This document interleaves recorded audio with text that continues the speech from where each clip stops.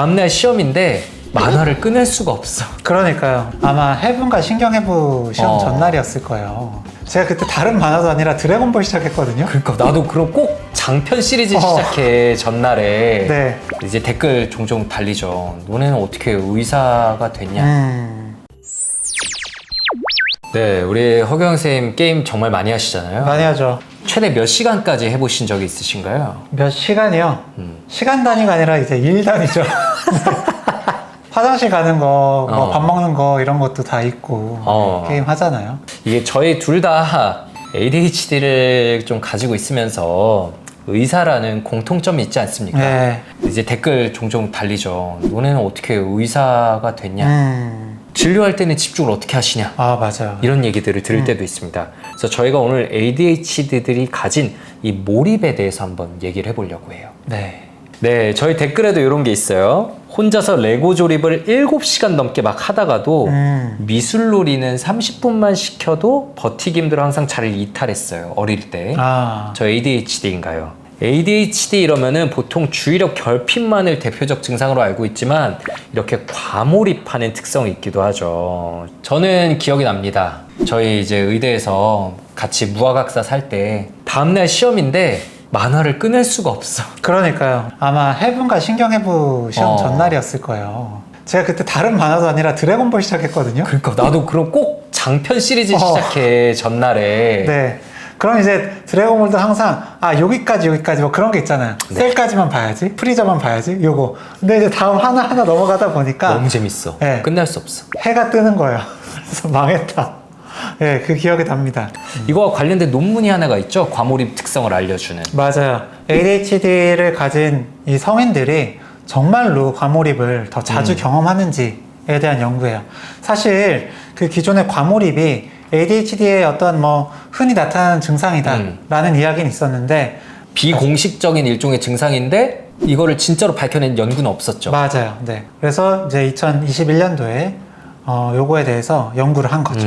실제로 연구에서는 517명의 성인 참가자를 대상으로 얼마나 자주 몰두를 하는지, 몰입을 하는지, 또 한 번 하면 얼마나 오래 몰입을 하는지, 그리고 이후에 몰입을 했을 때 얼마나 지연이 되거나 좀 스트레스를 받거나 하는지, 이런 것들을 가지고 이제 평가를 했습니다. 네. 그랬더니 ADHD 참가자들이 과몰입 경험이 더 많고 더 강하다. 특히나 게임, 예술, 창작 활동에서 더 그 차이가 두드러졌다라고 나왔어요. 근데 ADHD 증상 점수와 과몰입 간에 분명히 상관관계가 있는데 재밌는 게 뭐냐면 주의 산만과 관계가 있는 게 아니라 충동성과 더 높은 상관관계가 있었다는 거죠. 맞아요. 네. 뭔가 재밌는 자극이 있으면 거기에 충동적으로 확 빨려 들어가는 그런 특성 하나랑 또 자기 조절 능력이 부족한 그런 충동적인 부분이 이런 과몰입에 영향을 준 것 같습니다. 근데 많은 분들이 이제 궁금해 하실 것 같아요. 어느 정도가 몰입이고 어느 정도가 과몰입인가? 시간의 기준이 있나? 이런 거 궁금해 하실 것 같기도 해요. 일단 과몰입과 몰입을 나누는 데 있어서는 자발적인 노력이 좀 중요한 포인트예요. 차이에. 몰입은 내가 이거 집중해야지 라고 했을 때 이제 그 몰입하게 되는 걸 몰입이라고 하고, 내가 집중해야지 안 했는데도 몰입하게 되는 건 좀 과몰입에 가깝다고 할 수 있죠. 그리고 시간에 있어서는 중요하게 보셔야 될 건 이 시간 감각에 대한 소실입니다. 그래서 한 30분 한 것 같은데 시간을 봤더니 1시간 지나 있다. 그럼 그건 과몰입이라고 할 수 있겠죠. 네. 그리고 터널 비전이라 그래요. 다른 자극이나 생각들을 완전 차단하는 거죠. 맞아요. 요거만 보이는 거죠. 저는 아직도 기억나는 게 제가 초등학교 때 깜짝 놀랐던 게 있어요. 우리 초등학교 때는 차렷 경례하고 책상 다 뒤로 밀고 그 다음에 청소 시작했잖아요. 네. 제가 한번 책을 읽고 있었는데 선생님한테 경례하고 책상 뒤는 것까지 모르고 있다가 애들이 일어나라고 그래가지고 보니까 책상에 다 밀려 있는 거예요. 제가 그 책을 읽었으니까 다행히 저의 지식이 되고 언어 능력이 돼서 나중에 시험 보는데 도움이 된 거지, 제가 그때 책이 아니라 스마트폰을 잡았다면 정말 다른 길로 가지 않았겠어요? 네, 책을 잡아서 참 다행이네요. 정말 다행인 거죠. 책이 재밌어서 다행이다. 그 시기에는 재밌었던 거지. 제일 재밌었던 게 책이었던 거지, 그 시기에는. 저도 놀랍게도 학습 만화를 참 좋아했습니다. 요즘은 Y일 텐데 Y랑 비슷한 그 과학 탐구 만화가 있었어요. 그거를 진짜 계속 봤어요. 그리고 그거 볼 때는 시간 감각 소실이 일어나요. 그치. 예. 몇십 분, 몇 시간 이제 훅 가 있거든요. 네. 그런 부분이 그래도 공부하는 데 좀 도움이 됐던 것 같습니다. 이런 말들 들으시면은 나도 제발 과몰입하고 싶다라고 생각하실 수가 있는데 과몰입이 적당해야지 분명히 많으면은 이제 나타나는 부작용들이 있습니다. 네. 네, 그래서 이런 댓글도 있어요. ADHD인데 하루 종일 게임만 하고 유튜브만 보는데 어떡하죠? 그날 해야 될 일도 안 하고 시험이 코앞인데도 공부를 안 해요. 바꾸고 싶다는 마음은 계속 드는데 이미 인생 실패할 것 같은 느낌만 계속 드네요. 라고 댓글 주셨어요. 과몰입에는 장점만 있는 게 아니라 부정적인 이런 영향들이 있죠. 대표적으로 이렇게 중요한 일정들을 놓친다든지. 네. 그리고 수면이 계속 부족해져요. 맞아요. 또 작업을 똑같이 하는데 요거만 하고 해야지 하다가 계속 지연하게 됩니다. 그래서 끝마치지 못하는 그런 경우들도 생기고요. 그렇죠. 그리고 우리가 아까 이미 얘기했지만 대인관계에서도 문제를 일으킵니다. 옆에서 말하는데 듣지도 않고 사람들이랑 어울려야 되는데 자기만의 이 주제에 빠져들어가 있으니까 대인관계에서도 문제를 일으키는 경우들이 많아요. 그러니까 일반인들은 이렇게 뭔가 몰두하다가도 뭔가 자극이 오면은 이제 그만해야 될 때구나 라고 멈춰지게 되는데 ADHD 환자분들은 이 전환 능력, 그러니까 시프팅하는 능력이 조금 떨어집니다. 그래서 한 화면에 한 활동에 부딪힌 채 그대로 터널처럼 끌려가는 거고요. 그럴 때 시간 감각도 못 느끼고 그리고 현실하고 단절되고 이런 거죠. 그래서 ADHD들이 가진 특징이 뭐냐면 단순한 주의력 결핍이 아니라 주의력을 조절하는 데 장애가 있다. 맞아요. 보시면 좋아요. 네. 그러니까 우리가 주의라는 거를 어디에다가 또 얼마나 어떻게 분배할지가 중요하잖아요. 근데 이런 것들을 결정하고 조절하는 능력이 부족한 게 ADHD다. 네, 그렇게 생각을 하시면 됩니다. 그러니까 이제 결과적으로 외부에서 강한 자극을 확 받으면 그 자극에 압도가 돼서 이제 주의를 분산시키고 적절히 분배하지를 못하는 거죠. 아까 논문에서도 특히 게임, 예술, 창작 활동에서 차이가 두드러진다. 일반인에 비해서 더 과몰입한다고 했잖아요. 딱 이게 그런 것들이에요. 재밌는 거. 네, 즉각적 보상, 시각적 자극, 풍부한 거 이런 거 오면은 그냥 확 빠져드는 건데 근데 우리가 하는 학업, 뭐 일, 과제 재미가 없잖아요. 그러니까 계속 후순위로 밀리게 되는 거예요. 그래서 저 같은 경우는 예전에 허경 선생님은 어떻게 했었는지 모르겠네요.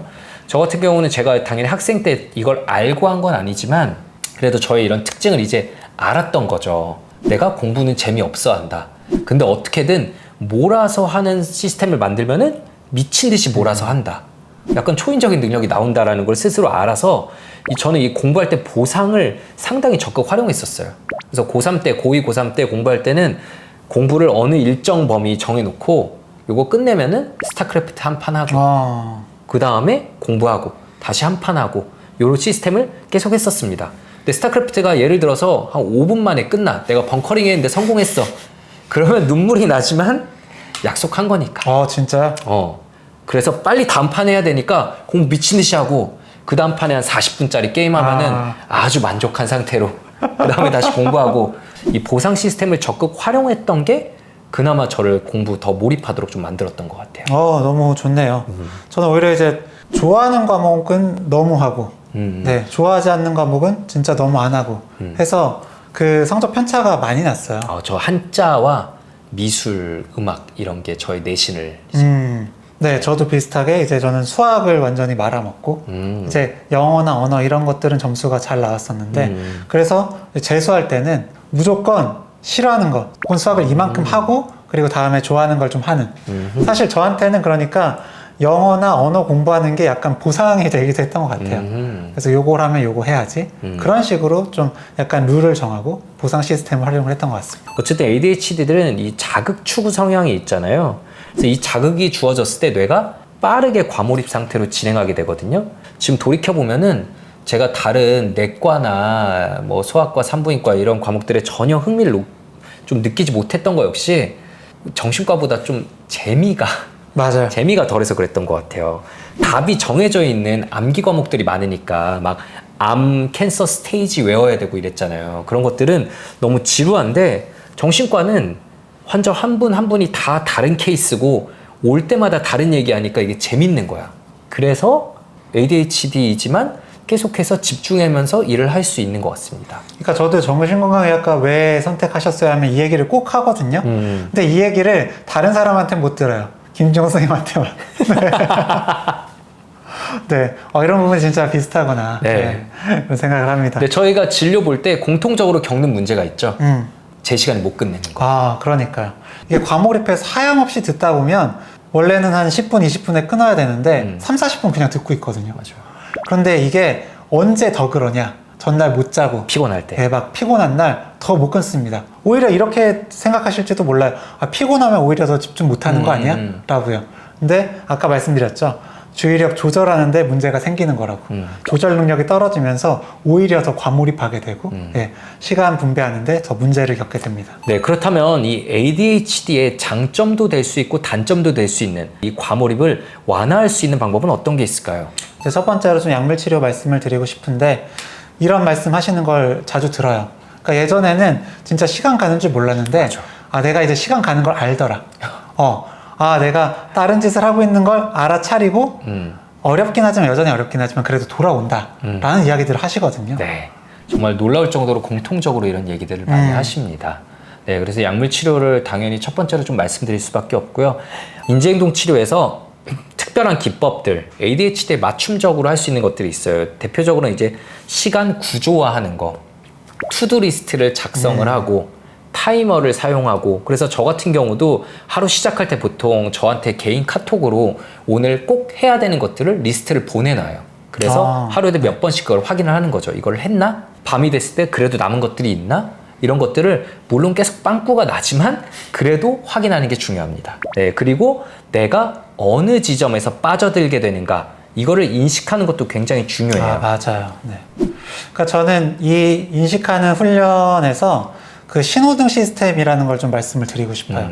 초록불은 요거 좀 재밌네 싶은데 시간 가는 것도 알고 주변 자극들도 알아차릴 수 있는 그런 정도입니다. 그럴 때는 뭐 당장 멈출 필요는 없고요. 한 25분 뒤, 뭐 30분 뒤 이 정도로 알람을 맞춰두는 거예요. 네. 근데 이제 노란불이 됐다 라 그러면은 이제 한 30분 지난 것 같은데 벌써 1시간 지났네?